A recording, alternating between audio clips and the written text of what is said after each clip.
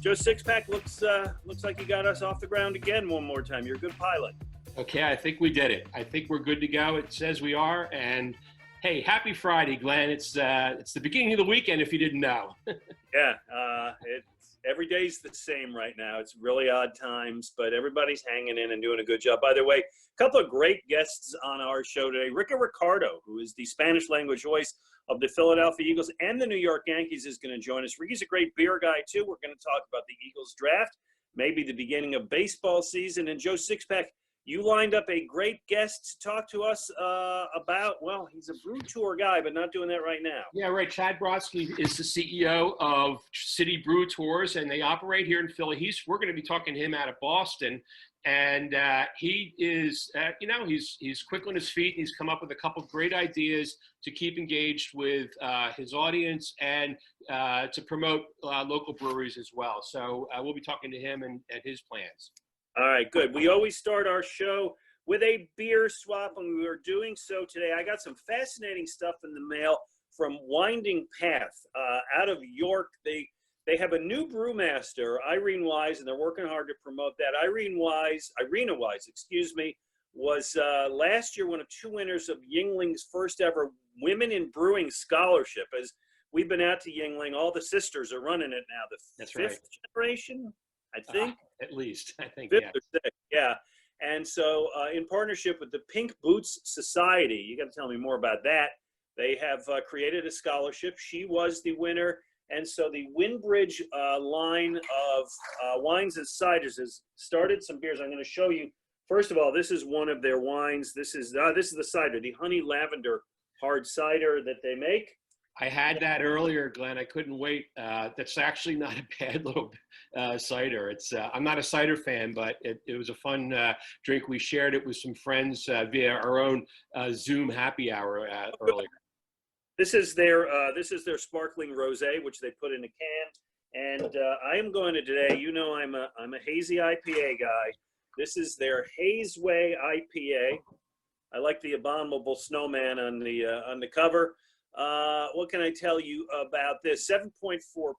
It's billed as a hazy, juicy tropical IPA with aromas of mango, pear, and notes of tropical fruits and berries. So I'm going to crack this baby open. I got one too. I'm going to give it a shot. Thanks a lot to these folks out at. They're calling themselves the Winding Path Brewery. They're part of the Windbridge Farms. People might be familiar with their ciders, but they spun off their own separate brewery now. I was not aware that it was a woman who was running the show there as far as making beers. Pink Boots, one of the great organizations in craft beer that promotes women brewers and actually does provide scholarships and grants and so on. Great outfit for active in the Philadelphia area too. All right, so there you go. Nice. You know what? It's got the haze, which I like. Any beer I can see through, I'm inclined to like. I like this. I'm not as big of a fan of hazy IPAs, but this one is not. It's not ridiculously cloudy, but it's also got a really nice light body and really flavorful. I think it'd be a good beer for the summer. Yeah, nice and fruity. Good stuff. What do you got? All right. Well, speaking of beers that you should not be able to see through, this one here is from Moss Mill Brewing Company up in Huntington Valley. We've been up there. We broadcast the show there when we were actually on NBC Sports. They're great hosts. They're wonderful folks in the Bucks County Ale Trail, and they sent along some nice beers. And this one is, well, it's a bit of a tricky beer here, Glenn, because I thought it was a stout. However, upon closer examination, I discovered it is, in fact, a white stout. A white stout? I don't think we know. How large is that can? Supposed to be a dark beer, but look at that. How big is that can? This is a crowler. Yeah. I think it's 32 ounces, 2 pints worth. So the idea here is that this beer is supposed to taste like a stout, but without the kind of coloring in a stout. So we'll see how they do. By the way, it's called "There Is No Spoon." Do we know what that quote is from? It's a movie. Yes. Boy, it's about Ben Spoon. Yes, it is. Exactly. You're very close.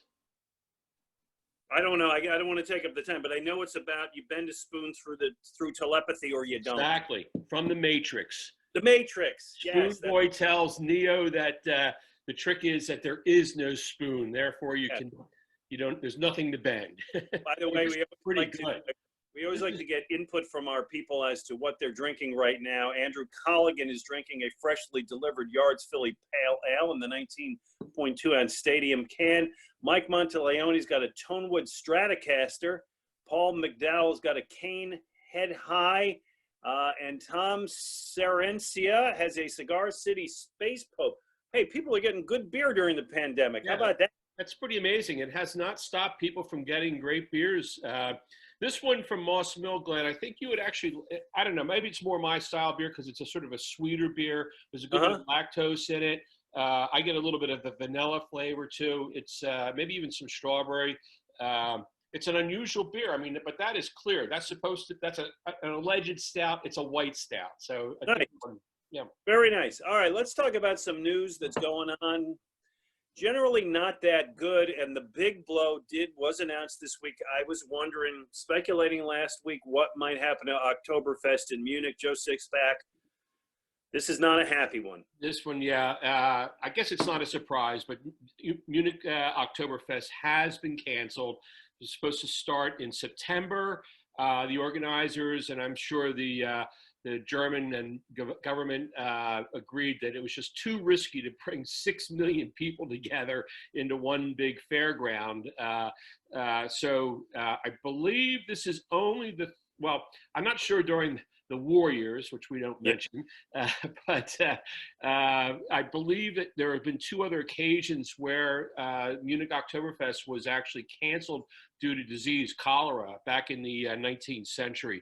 So, so you're talking 140 years ago. Yeah, exactly. I mean, it's amazing. That's what we're living with here. Something that happens, it doesn't happen very frequently.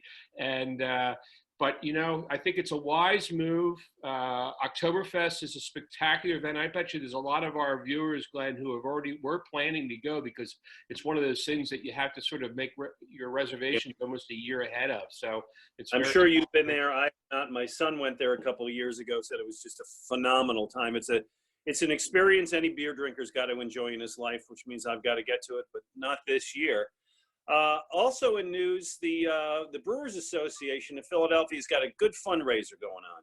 Yes, they do. They just announced this today. This is a fundraiser called Believe in Beer.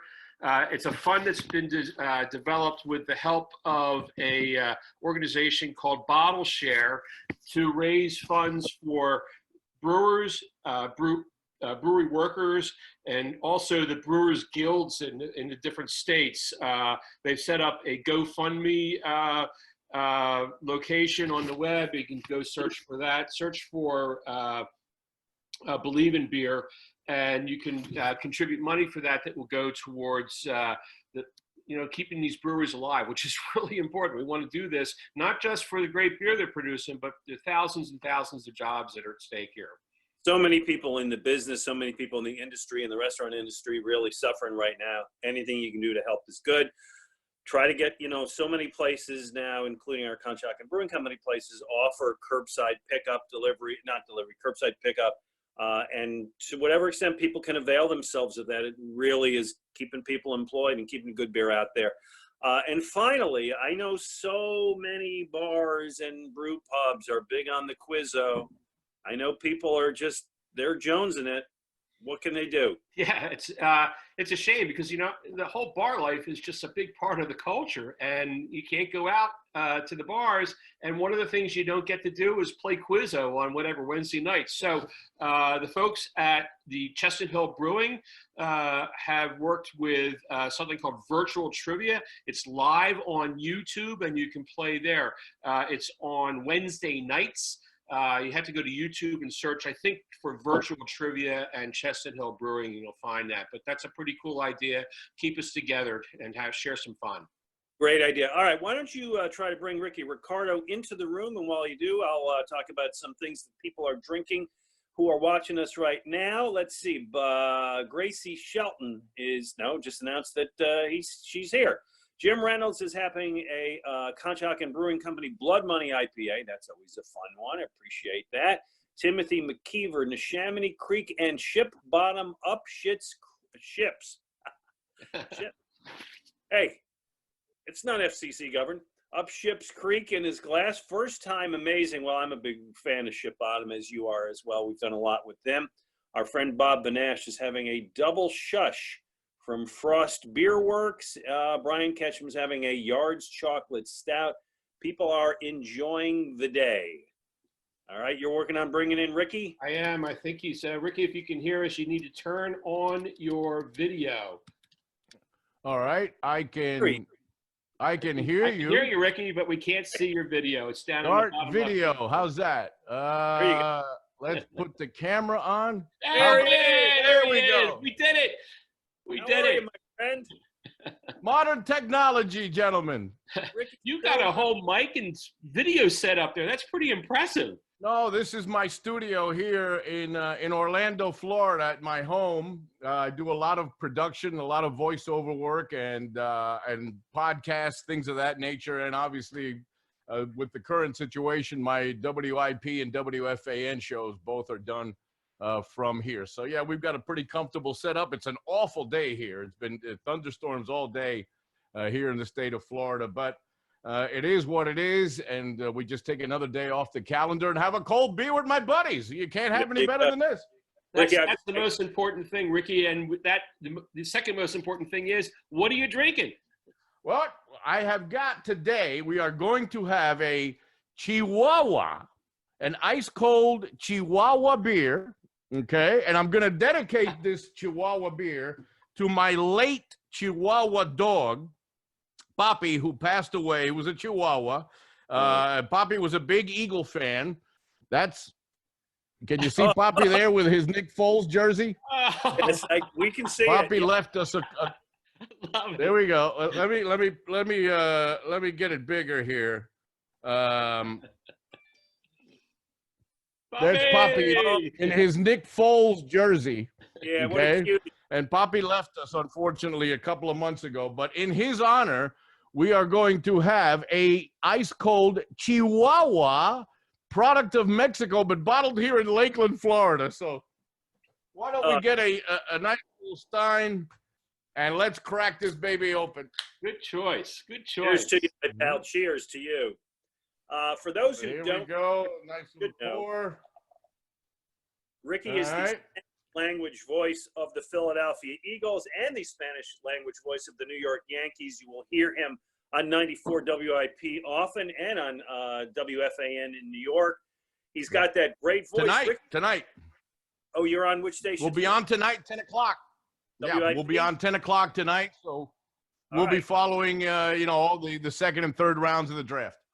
All right. Well, that gives us a great intro to you're a really good football man. What did you think yesterday of the Eagles taking Jalen Reagor? I got to be honest with you. It wasn't exactly what I was hoping for. I thought when Lamb had dropped down and gotten beyond 16, I did not think the Cowboys would go receiver. I don't think many people did. But I don't blame Jerry Jones for plucking a guy. Jerry loves Oklahoma guys right down the road there from AT&T Stadium in Dallas. So if what we hear is correct, that the price was a little steep, Glenn, you probably know more than I do about this. But what were the offers that Howie had to move up? Well, the sense is, and nobody's confirmed anything, but the sense is that Howie was going to try to trade up ahead of Dallas with Atlanta, who was picking 15 or 16. And that Atlanta wanted a second-round pick in addition to the Eagles' number 21 pick, and the Eagles were reluctant to give more than a third-rounder. Atlanta held tight, and they ended up picking a defensive back, by the way, that could have gotten with the 21st pick.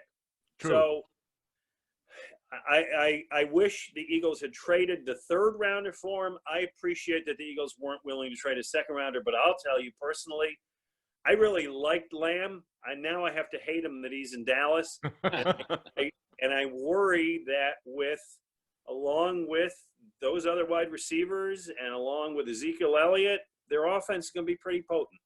Yeah, no, that's a three-headed monster at wide receiver with Gallup, now with CeeDee Lamb, and obviously them re-signing Amari Cooper. The only thing they haven't re-signed, obviously, is the quarterback yet, but I think they'll get that done. He had a death in the family. Did Dak Prescott? His older brother passed. Yeah. I believe they announced it during the draft last night. Yeah, saw that. He was in a commercial with him that they just had out over the winter. That's a shame. That's a shame. Yeah. By the way, I just would like to say what people are drinking as we do the show. My friend Rosie is drinking a K38 Mexican lager from the Larimer. I don't know that one. Anybody know heard of it? Rickie and I talked earlier in the day about Mexican lagers, and they seem to be a pretty popular style of beer. I know I have one of them here somewhere, but they're basically, it's a great summertime beer with usually with lime in it. And boy, somewhere here, I have so many beers on my desk here, but somewhere here, Moss Mill sent me one, I believe, as well. Yeah. Well, this one says El Pionero, which means in English it would be the pioneer. This Chihuahua, which tastes pretty good, by the way, is Chihuahua Cerveza. With the dog on the label. I love that dog. Dog loud and clear.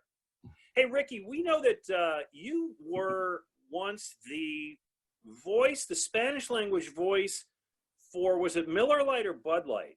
Bud Light. Mm-hmm. Yeah, tell that story, because, boy, those commercials were great when we heard them. Yeah, I did the series of Bud Light NFL commercials for a couple of seasons. Were tailored to each and every market. I had a lot of fun with that. The Bud Light folks are really great to work with, the Anheuser-Busch people.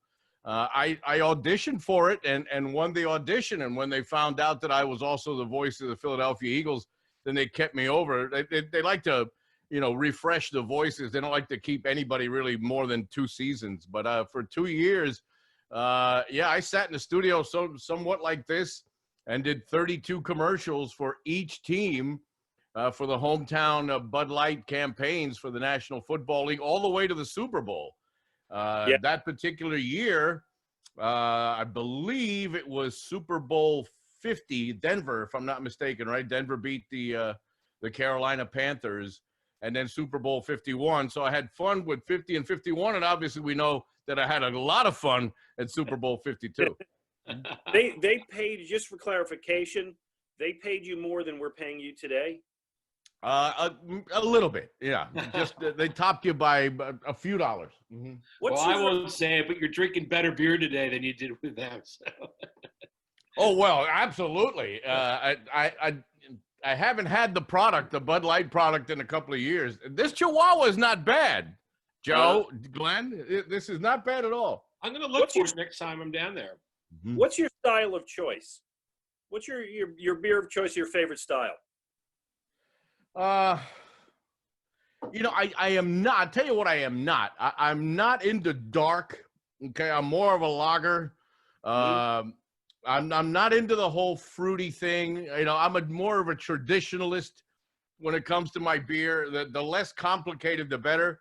I love a couple of yours that I've had with our buddy Tony Bruno when we've been at your place, which we snuck in and out.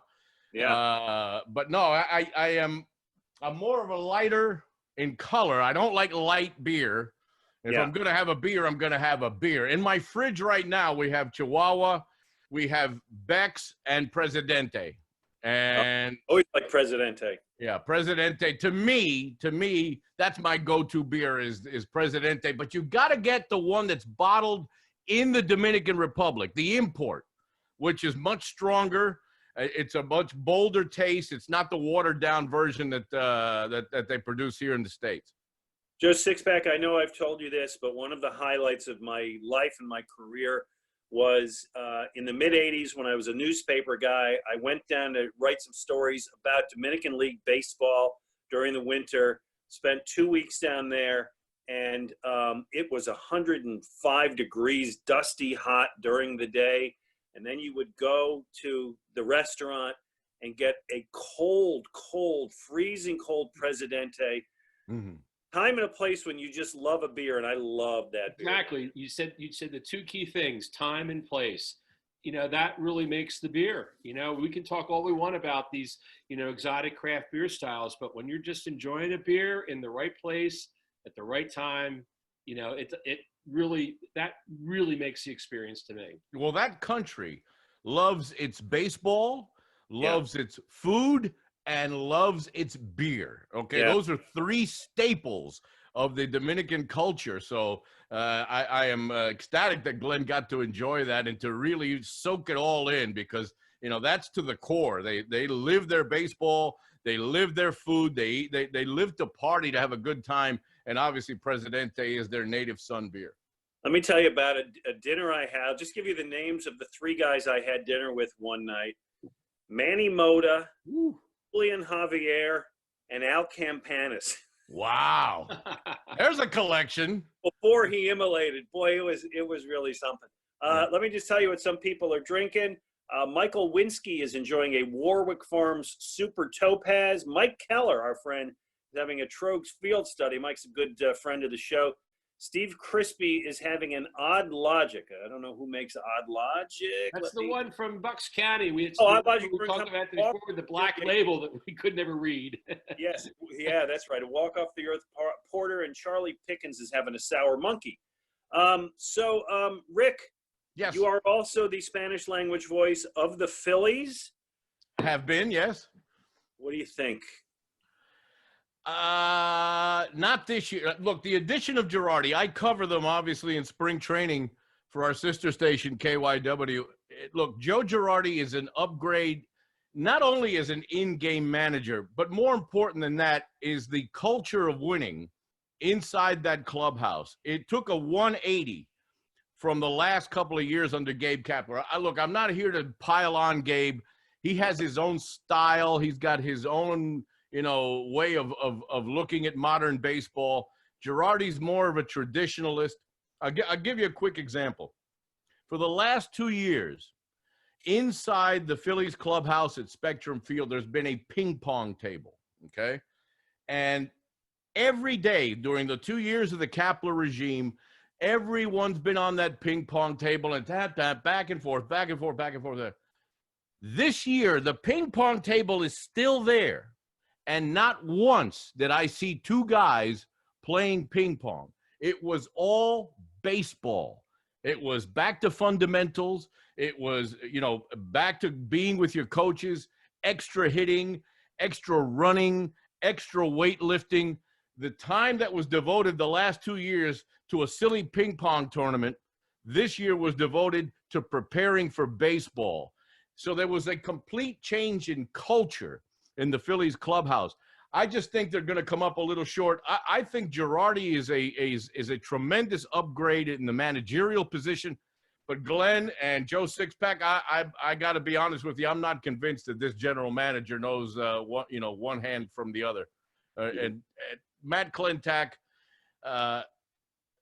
look, the ownership has given him the leeway, I think, anyway, to make some moves. I just think this kid might be a little bit overmatched, let's say, as far as the general manager position is concerned. My question, though, is even more deep than that, and that is, Rickie, do you think we're going to even have baseball this year? I do, and from everything that I've been hearing as of late, I every once in a while I do take the drive over to Steinbrenner Field. Just last week, the Steinbrenner family had a huge loss in Hank Steinbrenner, passing away at the very young age of 63 years old. So I took a ride over, and just from listening to some of the people that have a little knowledge of the situation, it seems like the Florida-Arizona plan, and even more feasible might be the Florida-Texas-Arizona plan, where you would put 10 teams in Florida, 10 teams in Texas, and 10 teams in Arizona with domed stadiums in these three states. That might be the tipping point. That might be the kickoff to a season. I would say that the chances of playing in Northeast cities, especially in New York, where the epidemic has been, the epicenter of this whole pandemic really has been, that's in jeopardy. But they want to play baseball. Baseball knows the role that it plays and has always played historically in uniting this country. People need sports, and baseball traditionally, since it's a game that's played on a daily basis, baseball's been there to be that distraction after world wars, after 9/11. It's been baseball, even more than football, which is obviously a bigger attraction, but it's weekly. I think baseball knows its place in this culture. They know that they're needed, and I think Manfred is going to do everything possible to bring this game back, probably sometime in mid to late June into July. There you go. Yeah, that was really well put. I agree 100% how the importance of baseball. I miss it so deeply, and I know that, you know, it is the fabric of America. Yeah. I really hope it does make its way back.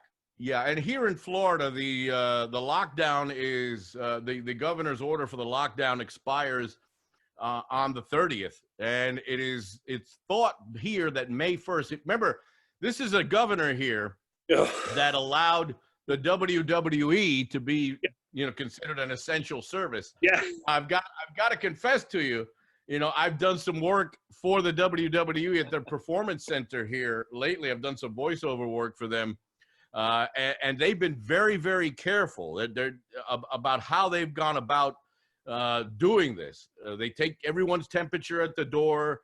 There are doctors on site. If you have even the hint of a sniffle or anything that might put anyone else in jeopardy, you're not even allowed in the building. And that happened even during their big event, which was WrestleMania a couple of weeks ago.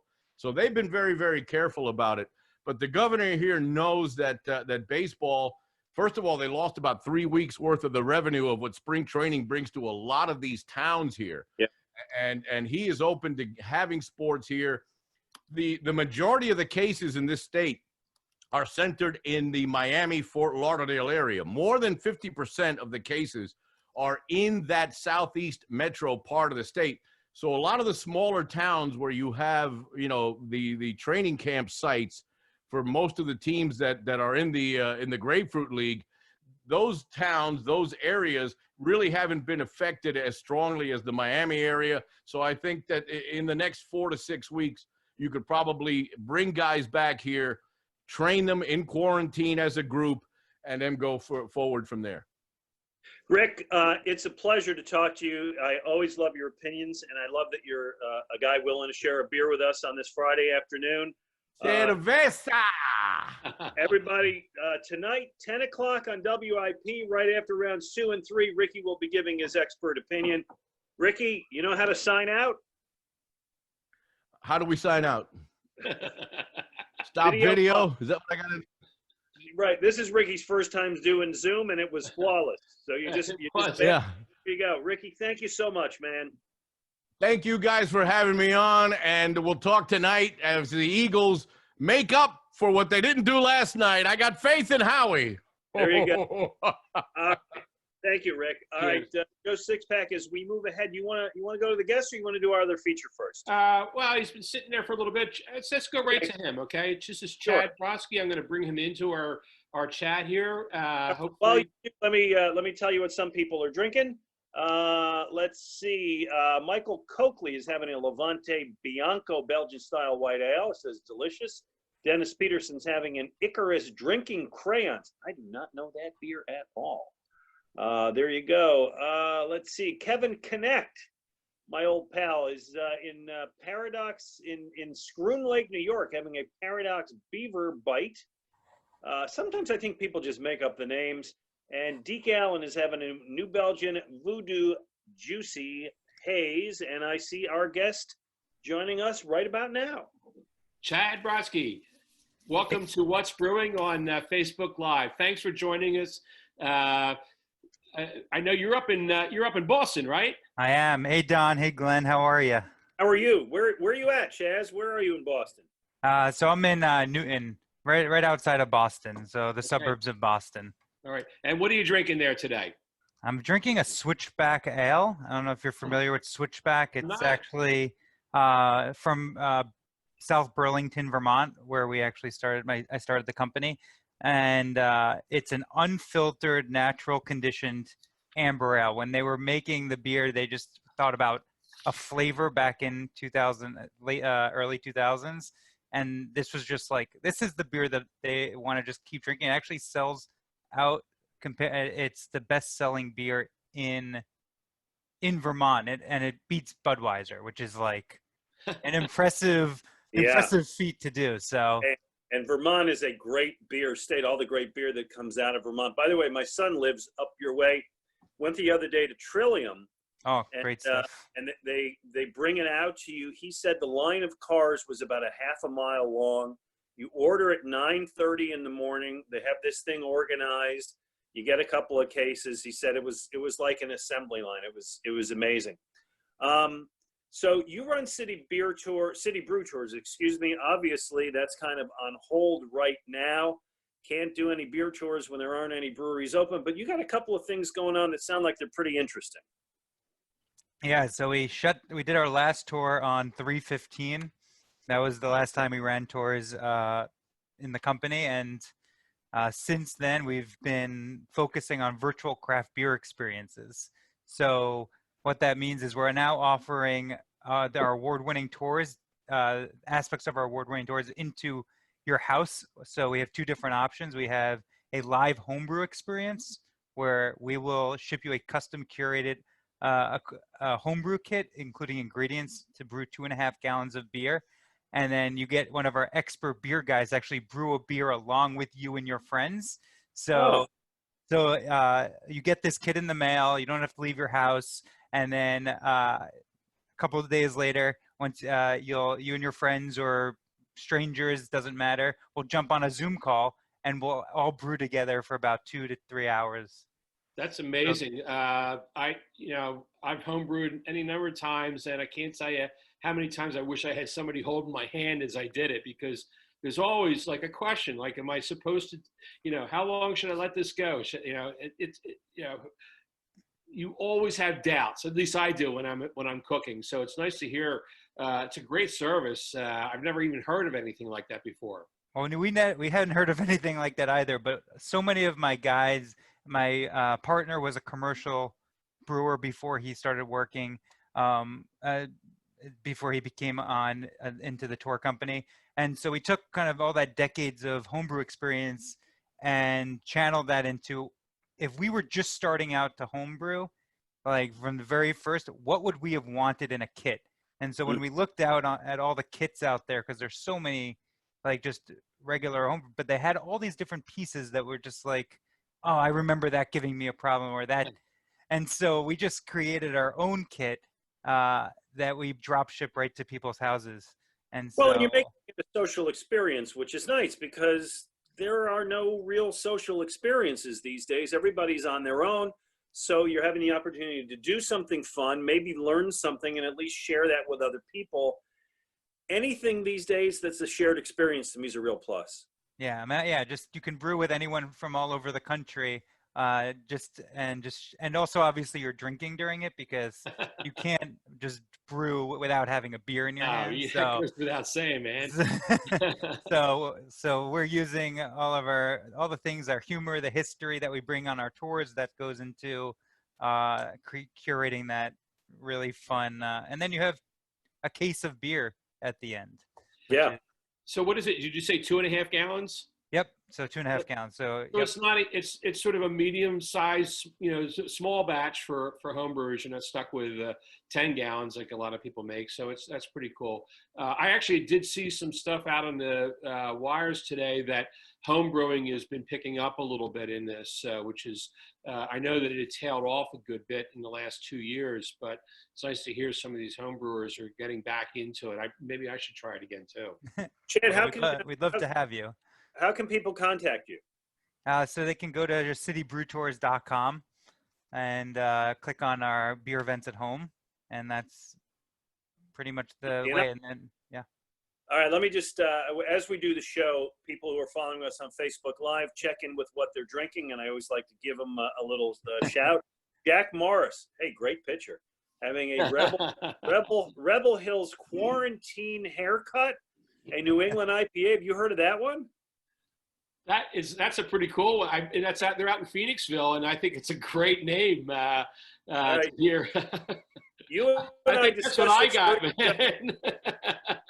You're getting pretty shaggy. My wife took the razor. I don't have much to begin with. My wife took the razor to my head in the garage this weekend, and not bad. And you used to have a full head of hair. How did that happen? I don't know. Amherst Hill is having a red stripe in Jamaica, as we said. All right. Time and place. Wow. If you're having it in Jamaica, then listen, you're going to be quarantined. Jamaica's probably not a bad place. Michael Stahl is having a Naked Brewing Play-Wiki Pale Ale, and Grant Worrell is having a Sea Quench. So we've talked about that here. Chad, we also know that you're doing some pairing. Joe Sixpack told me to bring my favorite cheese and crackers with me today. Yes, we do. We do have pairings as well. I got a nice plate of Havarti here, pre-sliced. And I got a table full of beer. So tell me what to do. All right. So when you're talking about beer and cheese, I think it's a little bit of an art and a little bit of a science. So from the perspective of a Havarti is a semi-soft cheese. So what that means, it actually maintains 45% of its water content. Mm-hmm. So you want something that's kind of that middle of the road. And so when I think of a Havarti, I kind of lean towards more of like something that's a little bit more malty, or like an amber, or maybe a little bit of a red. So one of those beers, you kind of want to think about complementing flavors and contrasting flavors. Oh, sorry. All right. How about this? I got the ESP, the extra special bitter, ESB, excuse me. Extra special bitter. It is the Puddler's Row from Conshohocken Brewing Company. Very malty beer. That gonna work? Oh yeah, that would be delicious. All right, good. I'll open that. Just you brought some. So Chad and I talked earlier, and I ended up getting my cheese, which is one of my favorites in the whole world, is this Brodsky spread from De Bruno's. It's a very hot, garlicky spread, and so Chad told me, go get yourself a smoked lager, like an easy beer to find in the middle of a quarantine. So I failed miserably. That's I looked okay. for one. How about an IPA? Do you like spicy food? I do like IPA. I was going to go with a stout, but if you say IPA, I do have IPA here. Well, it depends on what you want. So different beers are gonna play differently on your palate with the different foods. So if you want to increase spice, bitterness actually enhances spiciness. Okay. So if you have like, so given that you said that this cheese has some spice to it, that IPA will actually enhance the spice of the cheese compared to if you didn't have it. And this is the Indecent Proposal from Moss Mill. It's one of their standard beers. Moss Mill, by the way, Chad, is up in Bucks County, and they're serving beer at curbside, like a lot of breweries around, and they're also doing distribution with, I think, 10 miles of their location. And I got to get a cracker here. Glenn, how's yours going? Terrific. So how do you do this? You have a beer and cheese happy hour? How do you make it work, Chad? Yeah, so we offer public and private beer and cheese happy hours where, again, one of our expert beer guides joins you on a Zoom call. We have a awesome kind of guide that we created to give you an idea of what kind of beers will pair with different cheeses. So you would next time you go to the grocery store, you pick up some of your favorite beer, some of your favorite cheese based on this guide. And then for only $15, you can just hop on with you and your friends for something fun to do, meet new people, or make it a private, like a birthday party. We've done birthday parties, corporate outings, things of that nature. And we kind of do what we're doing a little bit of right now. We do a fun icebreaker. Then we'll get into talking about how beer and cheese pair together, and and doing a professional beer appraisal. We just make this a really fun hour-long where you can kind of forget about what's going on in the world and kind of focus on the beer, focus on the cheese. And then for even the corporate groups, we'll actually hand deliver beer and cheese pairing boxes. So in order to get our guides back to work, because our guides don't have tours to run, but we can get them to do these type of happy hours or do deliveries. So we spent about 5 hours the other day delivering beer and cheese to people all over Boston. I think we have a couple in Philadelphia coming up. that we have to do some deliveries on. So for those private groups, we can actually, you don't even have to leave your house. One of the things you told me earlier today is that the great thing about beer is that it's carbonated, and that is a much better pairing because of the carbonation than wine is. And explain a little bit about that. So wine's not as carbonated as beer. So what carbonation does is it acts like little scrubbing bubbles on your palate to cut through the richness of like cheese.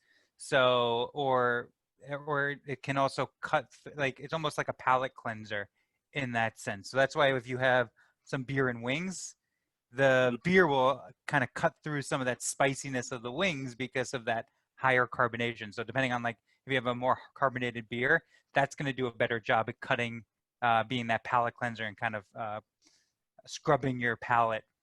Well, I'm going to tell you that the IPA was a good call because I'm starting to sweat Spicy? there.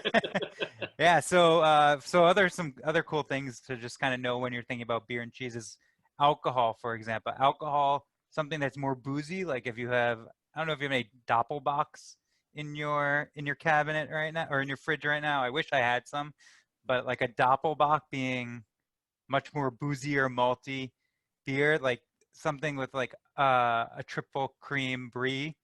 Well, so the higher alcohol will actually cut through the fat, like the fat of a cheese that has a higher fat content. So that alcohol will actually cut through it. So it's a really cool pairing as well. I don't know with your Havarti, if you want to think about like a toasted grilled cheese. So take a bite of your cheese and then you take a sip of that. Well, I don't know how malty. It's pretty malty. It's an ESB, so it's pretty malty. Yeah, so you're gonna think about maybe like a toasted, like a liquid grilled cheese sandwich because of that toastiness of the. This is fantastic. Yeah. All right, a liquid grilled cheese sandwich. I'm sold. Yeah. All right, Another one of my favorite pairings, which sounds disgusting, but it's just it tastes like cookie dough. It's liquid cookie dough. It's an imperial stout with blue cheese. So if anyone watching has some blue cheese lying around or gorgonzola, any blue, with something like a stout or an imperial stout or a porter, if you have that, you got to try it and tell us what you think in the comments. If you think it tastes like cookie dough, because it's really weird. It's a weird combo, but it just goes so well together. I love it. All right, one more time, Chad, give us how people can reach out to you, because you got a couple of really good things going with the home brewing and the beer and cheese pairing. How do people get in touch? Yeah, so if you're interested in the live homebrew experience or our beer and cheese pairing happy hour, both at-home experiences, you can just go to citybrewtours.com and just click on our online events, and that will be the easiest way to book a public or private experience for either one of those our new offerings. Terrific. Fantastic. Thanks for joining us, Chad. This is my great. pleasure. Can't wait to see more from you guys. This is fantastic. No problem. Can I just say it's a little bittersweet today because you were mentioning Phoenixville. Today was supposed to be, we were doing a Brandywine Valley. That's right. Yes. Craft beer weekend was supposed to start in 1 hour and 15 minutes. We were going to open up we essentially, I don't know if you guys know what Savor is. Are you guys familiar with Savor in DC? No. It's where like top chefs from Savor, around. yes, sure. Top chefs from around the country and breweries from around the country combine to create these pairing experiences. So we were going to do that just in the Brandywine Valley as this at the Helicopter Museum. And so that was going to start in an hour. So I was just thinking earlier today is like how different the world would have been if we were going to be preparing for this massive craft beer weekend versus me sitting in. I'm wearing pajama bottoms. You can't tell right now. I look professional on the top, but pajama bottoms. It's just we don't get dressed anymore. And I put a Twitter poll up today asking if people are generally have you given up and you're just wearing sweatpants? The last time I checked it, 62% of the respondents said sweatpants or that sweatpants are too dressy. just shorts. So there you go. Chad, thank you so much. Listen, good luck hanging on. That's two great opportunities for people to get in touch. And thanks for being with us. And someday we'll look forward to doing those tours with you. Awesome. Thanks, guys. It was great. Great talking. All right, Joe Sixpack, as we move ahead, let me just say a few things that people are drinking right now. Gracie is drinking a Free Will. Oh, she says Free Will makes a good Doppelback. Mike Sperano is drinking he's saying Smoke and a Pancake classic pairing. I've never had beer and pancakes. You? Yes, I have. I've had pancakes made with beer too. It's not bad. Is that right? Okay. Barbara O'Connor's husband is drinking a Yingling Golden Pilsner and homebrewing a Citrus Pale Ale. And let me just see what else we got here. Mike Bonner's having a Stout Sly Fox Black Lager. Good for him. All right, well, we'll keep looking at those as we move ahead. But we had one other topic we wanted to get to today. Last week, in honor of the worst show in the history of television, Brew's Brothers, which, as I recall, you did not make it through 2 episodes. No, I made it through 8 minutes. Okay. I watched a few. It's on Netflix. It's a show about 2 brothers who open up a brew pub together, and it's awful. Just awful. It's just terrible. But we did a thing on the best TV shows involving beer and thought we'd just take it a different step and talk about the best movies that had the best drinking scenes in movies. We solicited input on social media. If people want to add now, I'll read them on Facebook Live. Your favorite drinking scene in a movie. You go first, then I'll go. You got your top 5? Okay, I think this one I love because it goes back to early in my drinking career, and also it touches my earliest bar experiences. Hold on. I love the way you refer to it as your drinking career. Actually, that's not accurate. My drinking career began when people started paying me to drink beer. This is my drinking experience, I should say. Okay. And this is my favorite scene is the bar scene. And one of our followers mentioned this as well. The bar scene in The Deer Hunter. It's in a Pennsylvania steel town bar. I went to college in central Pennsylvania, and the bar that they're in looks very much like a bar that I have drank in many times. Dark, woodsy, people shooting pool, listening to the jukebox. Frankie Valli, can't get it. Yeah. And it's just a wonderful scene, very warm.